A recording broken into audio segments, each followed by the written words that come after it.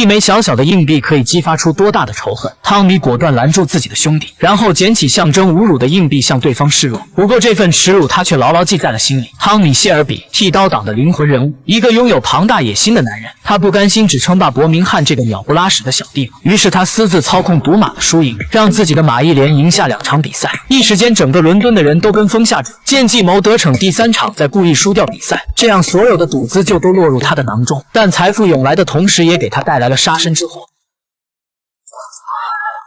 I said, is there any man here named Sheldon?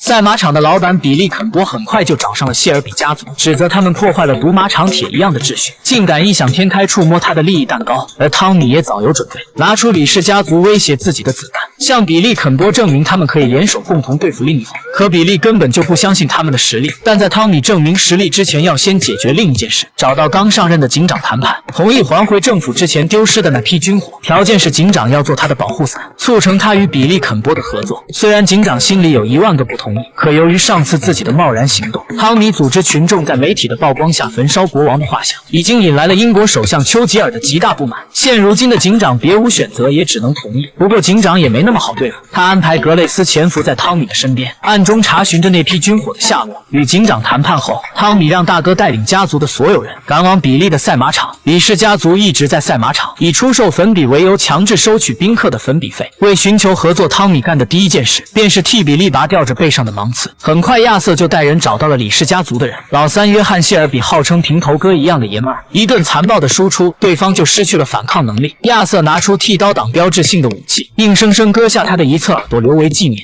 By order of the Peaky Blinders.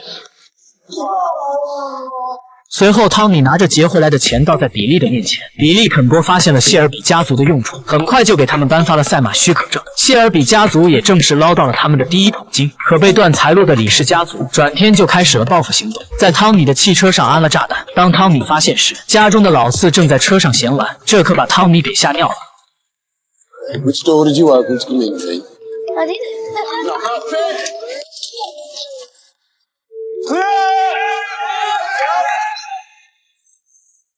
另一边，格雷斯在大哥亚瑟的口中套取到走私的情报。警长按照标注的位置连夜搜查，结果只发现一些无关紧要的烟酒。气急败坏的警长找到汤米，要挟他说，如果因为迟迟查不到军火，自己被丘吉尔罢免了官职，那他一定会在临走前将谢尔比家族的所有人碎尸万段。撂下狠话后，他便扬长而去。而被利益冲昏头脑的汤米已经在他背后举起了手枪。